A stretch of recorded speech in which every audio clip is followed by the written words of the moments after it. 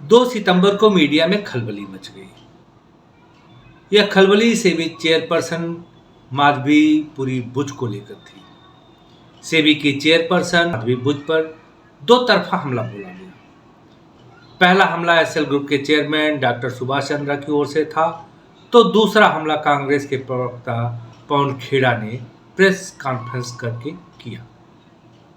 Doctor Subhash Chandra ने SEBI chief पर रिश्वत लेकर काम करने तक के आरोप लगा दिए। समाचार फॉर मीडिया.com ने डॉक्टर सुभाष चंद्रा के बयानों के कुछ अंश प्रकाशित किए हैं, जिसमें डॉक्टर सुभाष चंद्रा द्वारा कहा गया है कि 25 जनवरी 2019 को जिस दिन जी के शेयरों में 33% की गिरावट आई और हम मार्जिन कॉल का भुगतान नहीं कर सके, मैंने आम जनता के हित में एक खुला पत्र जारी किया था। इस पत्र में इस तथ्य का उल्लेख किया गया था कि समूह की सभी ऑपरेटिंग कंपनियां असाधारण रूप से अच्छा प्रदर्शन कर रही थी और किसी भी तरह के तनाव में नहीं थी।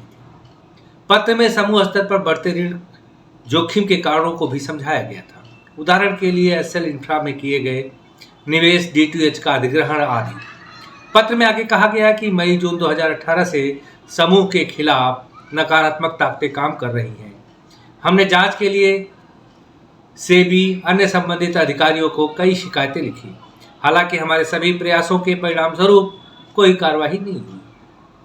इस पत्र में मैंने ऋणदाताओं से धैर्य बनाए रखने का आग्रह किया है और उन्हें आश्वासन दिया है कि मैं निश्चित रूप से जी की हिस्सेदारी बिक्री की प्रक्रिया पूरी होने के बाद ऋणदाताओं का बकाया चुकाने में सक्षम हो जाऊंगा।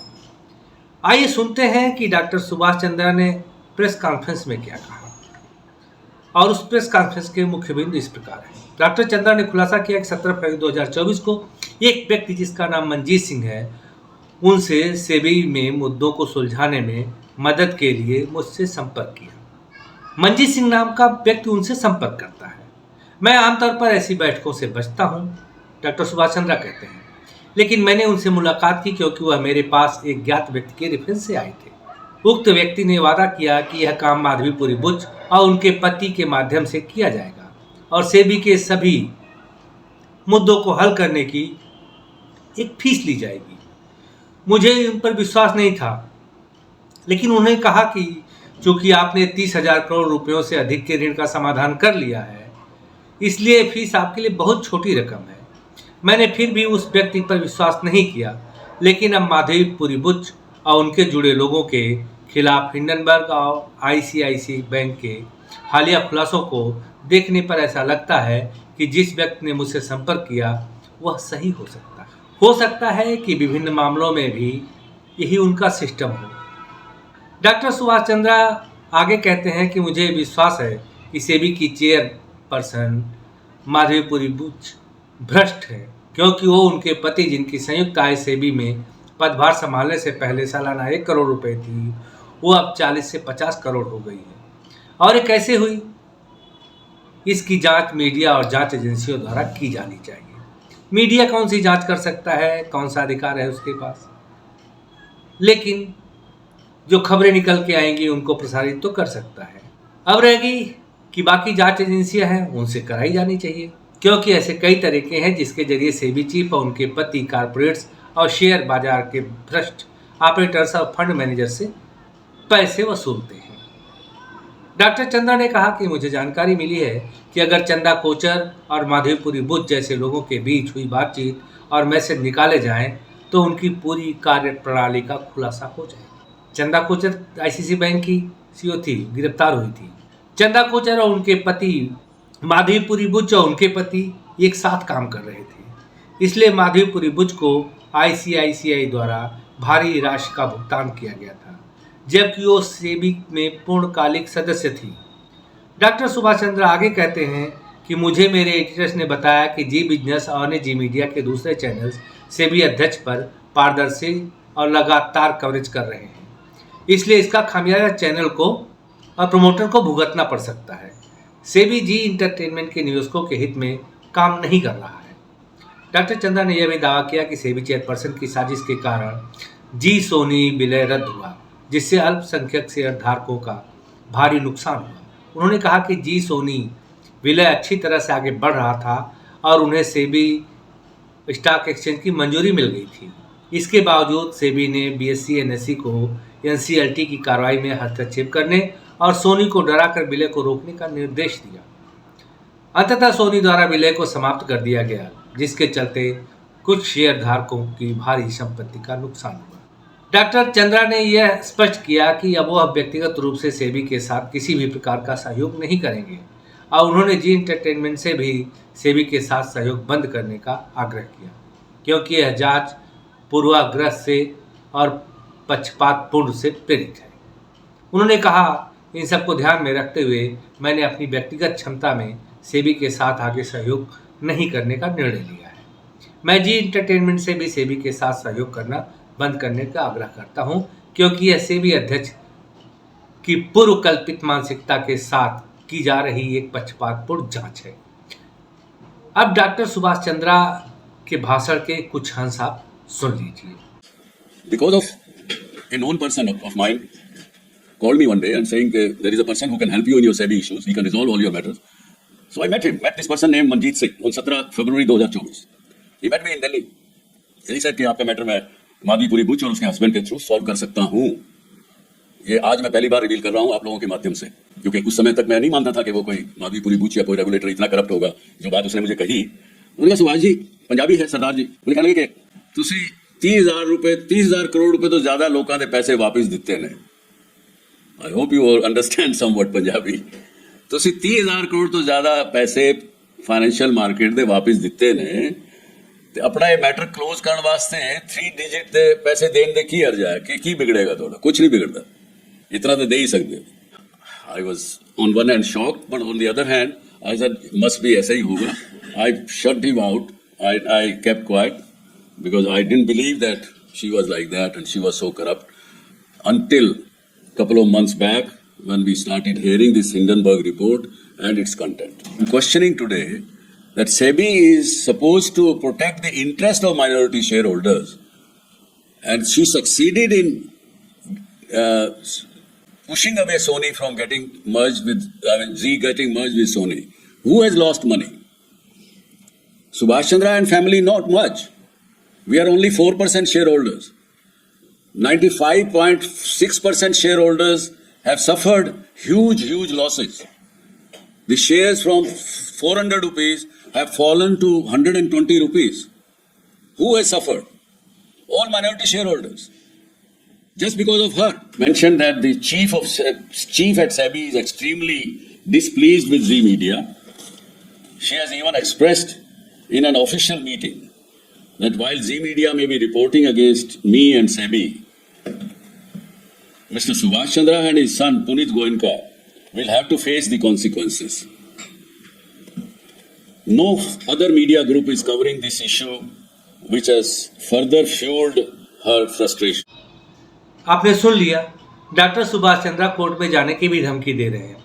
यह तो पहला आरोप डॉक्टर चंद्रा द्वारा लगाया गया और बाद में कांग्रेस के पवन खेड़ा मैदान में आ गए और उन्होंने माधवीपुरी बुच पर 3 संस्थानों से सैलरी लेने का आरोप लगा दिया।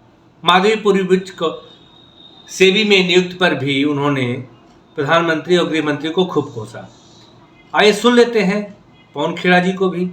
जब वो मेंबर थी, होल टाइम मेंबर थी, 2017 से 2024 के बीच में रेगुलर इनकम आईसीआईसीआई बैंक से ले रही थी 16 करोड़ 80 लाख, और इसको 3 अलग अलग भागों में हमने आपको दिखाया कि तनख्वाह ले रही थी।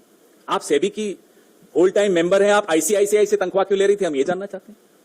आईसीआईसीआई प्रूडेंशियल से ले रही थी, तो बैंक से ले रही हैं, प्रूडेंशियल से ले रही हैं, और ईसॉप, आप सब समझते हैं ईसॉप, और ईसॉप पे जो टीडीएस था वो भी आईसीआईसीआई ही दे रहा था। आईसीआईसीआई बैंक एक महत्वपूर्ण बैंक, सेबी की चेयरपर्सन, एक महत्वपूर्ण रेगुलेटरी बॉडी की सबसे ऊंचे पद पर बैठी व्यक्ति, अधिकारी, तनख्वाह ले रही हैं एक और जगह से। Next slide. ये सीधे सीधे सेक्शन 54, सेक्शन 54 ऑफ सेबी, जो एम्प्लॉइज सर्विस रेगुलेशन 2001, मैं इसका एनेक्शर आपको दिखाऊंगा, उसका वायलेशन है। सीधे सीधे ऑफिस ऑफ प्रॉफिट का मामला है, सीधा। इसमें अगर किसी में थोड़ी सी भी अगर लिहाज, शर्म, लज्जा कुछ हो, वो इस्तीफा देगा, 1 मिनट नहीं रुकेगा इस एक्सपोजर के बाद। आप मार्केट के रेगुलेटर हैं, आप चेयरपर्सन हैं, आप आईसीआईसीआई बैंक से तनख्वाह ले रही हैं, आईसीआईसीआई प्रूडेंशियल से तनख्वाह ले रही हैं, कैसे ले सकते? 2017 से 24 के बीच होल टाइम मेंबर और उसके बाद चेयरपर्सन की हैसियत से आईसीआईसीआई प्रूडेंशियल से इन्होंने 22,41,00,000 रुपए लिए, 22,41,000 रुपए लिए। वो क्यों लिए? क्या सेवाएं इन्होंने आईसीआईसीआई को दी? ये भी सवाल बड़ा जायज है। ये टेबल जो आप देख रहे हैं, ये भी आपको सरेआम दिखाता है हर साल का इनका जो पैसा आईसीआईसीआई से आया। 2017-18 में 2,06,18,950 रुपए आईसीआईसीआई बैंक से तनख्वाह मिली एक फाइनेंशियल ईयर में, और प्रूडेंशियल से 7,07,195 मिली, और सेबी से उस वक्त तनख्वाह मिलती थी 35,26,521। अगले साल आ जाइए 18-19 में, तो आईसीआईसीआई की तनख्वाह डबल हो गई, 422% बढ़ गई। 422% increase in the salary given by ICICI Bank to the whole time member of SEBI। 4,71,29,116 रुपए इनको मिला आईसीआईसीआई बैंक से 2018-19 में। सुन लिया आपने, इन्होंने आईसीआईसीआई के सभी संस्थानों से मिले पैसे का विवरण तो बता दिया, लेकिन यह नहीं बताया कि उन्हें यह विवरण मिला कहां से। खेड़ा जी ने ईसॉप्स का जिक्र किया, तो मैं बता दूं कि ईसॉप्स होता क्या है। यह है एम्प्लॉय स्टॉक ओनरशिप प्लान, और यह किसी एम्प्लॉय को कंपनी द्वारा कंपनी का कुछ हिस्सा या पूरी कंपनी दे दी जाती है, या शेयरों के रूप में हो सकता है। वैसे पूरी कंपनी एम्प्लॉय को देता कौन है? यदि कोई खास हिस्सा या बेनिफिट न हो तो यह हिस्सा एम्प्लॉय को कम रेट पर या बिल्कुल मुफ्त मिलता है। मैं इनका विवरण इसलिए पूछ रहा था क्योंकि इनकी प्रेस कॉन्फ्रेंस के बाद आईसीआईसीआई ने बिना कांग्रेस का नाम लिए बताया कि कुछ मीडिया में ऐसी खबरें चल रही हैं, ऐसी रिपोर्ट किया जा रहा है कि माधवीपुरी बुच को आईसीआईसीआई की सब्सिडियरी कंपनी या ग्रुप कंपनी से सैलरी मिलती थी, जो कि गलत है। और उन्होंने एक पत्र भी जारी किया जो आप स्क्रीन पर देख रहे हैं। इस पत्र में कहा गया है कि 31 अक्टूबर 2013 को माधवीपुरी बुच इस ग्रुप से रिटायर हुई थी। इसके बाद उन्हें कोई सैलरी या ईसॉप्स नहीं दिए गए। हाँ, जो ईसॉप्स उनको दिए गए थे वो उनके रिटायरमेंट बेनिफिट के तौर पर दिए गए थे, जिन्हें वो 10 साल के अंदर कभी भी इस्तेमाल कर सकती थी। यह पत्र एनएससी बीएससी दोनों के लिस्टिंग डिपार्टमेंट को दिया गया और New York stock exchange, Japan security dealer association, Singapore stock exchange और 6 स्विस एक्सचेंज लिमिटेड को कॉपी किया गया। अब ये सब हुआ क्यों? हिंडनबर्ग की एक रिपोर्ट भी छपी थी माधवीपुरी बुच के बारे में और उनके पति के बारे में, लेकिन वो जनहित में नहीं बल्कि कंपनी के शेयर गिराने के लिए काम करता था हिंडनबर्ग, और इससे वो फायदा कमाते थे, और इसीलिए उसको तवज्जो देना हमारा कोई खास मकसद नहीं है। हालांकि हिंडनबर्ग की रिपोर्ट पर माधवी बुच ने सफाई दी कि हिंडनबर्ग से जवाब तलब किया गया था, लेकिन बाहरी कंपनी जवाब क्यों देगी? तो हम बाहरी कंपनी जवाब क्यों देगी तो हम भारतीय क्यों जवाब देंगे भाई? लेकिन मीडिया में आकर के माधवीपुरी बुच ने उस पर सफाई दी थी कि ऐसे हमने शेयर ट्रांसफ़र किए थे अपने हस्बैंड को, यह बेचा था, हमने सारा हिसाब सेबी को दे दिया था, सारे डॉक्यूमेंट सबमिट कर दिए थे। अब पवन खेड़ा जी ने जो आरोप लगाए थे उसका जवाब आईसीआईसीआई ने दे दिया, तो अब इसमें दोनों लोग तो सही नहीं हो सकते। इसलिए पवन खेड़ा जी को अपने आरोपों को सिद्ध करने के लिए साक्ष्य देने चाहिए, और यदि वो ऐसा करते हैं तो सत्ता की जांच भी होनी चाहिए। रही बात प्रधानमंत्री और गृह मंत्री द्वारा सिलेक्शन की, तो सिलेक्शन किसी का भी गलत हो सकता है, लेकिन जानने के बाद जैसे जनता पीएम को हटा देती है, पीएम मंत्री को हटा देते हैं, तो सेबी चीफ को भी हटाया जा सकता है। लेकिन अफवाहों पर एक्शन लेना तो मूर्खता ही होगी। राजनीतिक दल हो सकता है दुर्भावना से प्रेरित होकर अफवाह फैला रहे हों, लेकिन डॉक्टर सुभाष चंद्रा क्यों झूठे आरोप लगाएंगे? लेकिन यह भी सत्य है कि आरोप लगाना जितना आसान है उसे सिद्ध करना उतना ही मुश्किल। तो क्या डॉक्टर सुभाष चंद्रा अपने आरोपों को सिद्ध कर पाएंगे? यह आरोप सिद्ध हो या न हो, लेकिन ऐसे कारनामे तो होते रहते हैं बिजनेस में। सरकारी तंत्र से त्रस्त होकर लगभग यह काम सभी करते हैं, लेकिन बताता कोई नहीं है। अब बीएल ने 7 से 8 करोड़ सत्येंद्र जैन को दिया था। क्यों दिया था? कैमरा लगाने में देर हो गई थी, तो दिल्ली सरकार ने उनके ऊपर 16 करोड़ का जुर्माना ठोक दिया, और उस जुर्माने को निपटाने के लिए उनको बोला गया कि आप 8 करोड़ या 7 करोड़ दे दीजिए, जिससे हम नहीं लगाएंगे। और बीएल ने वो पैसे दे दिए थे, जिसकी जांच मतलब चल रही है। एलजी ने उसका आदेश दे दिया है। मेरा कहना है कि पैसे का लेन देन तो हमारे सिस्टम का हिस्सा बन चुका है। पैसे की ताकत पर कोई भी सही काम गलत हो सकता है और गलत काम सही हो जाता है। सरकार जो जांच कराती है उसको सार्वजनिक क्यों नहीं करती? क्या सब काम यहाँ सुप्रीम कोर्ट ही करेगा? यदि आरोप लगा है किसी पर तो उसे कुछ दिनों के लिए हटाने में क्या बुराई है? निर्दोष साबित हो जाए तो फिर उससे भी बड़े पद से नवाज देना कौन मना करता है? लेकिन जांच तो होनी चाहिए। ऐसे रिश्वतखोरी से सरकारी नुकसान करना, यही तो कहा जा रहा है कि अरविंद केजरीवाल ने शराब में घोटाला किया, सरकारी नुकसान करके पर्सनल फायदा उठाया। तो क्या माधवीपुरी बुच पर जो आरोप लगाए गए हैं इससे कुछ अलग है? उन्होंने भी तो सरकार का ही नुकसान किया है। अगर नुकसान किया है तो जांच होनी चाहिए। अब यहाँ ईडी और सीबीआई स्वायत्त संस्था हो जाती है, वो अपना काम चाहे जैसे करे। लेकिन कभी कोर्ट ने ही कहा था कि सीबीआई पिंजरे का तोता है। तो क्या अब वो तोता पिंजरे से बाहर निकल चुका है? मैं तो नहीं मान सकता, लेकिन हाँ, कुछ स्वच्छंदता हो सकती है, लेकिन पूरी तरह से सरकार के नियंत्रण से बाहर हो जाए एजेंसियाँ, ऐसा बहुत आसान नहीं है। फिलहाल मुझे इस समय मना कर रहा है, तो आप वीडियो को लाइक, शेयर और चैनल को सब्सक्राइब अवश्य कर दीजिएगा। हाँ, नहीं आए तो नीचे वाला डिसलाइक भी कर दीजिएगा, कोई फर्क नहीं पड़ता है। बस ये पता चले कि आपने देख लिया है। तो मुझे इजाज़त दीजिए, मिलेंगे अगली वीडियो में। तब तक के लिए नमस्कार, जय हिंद।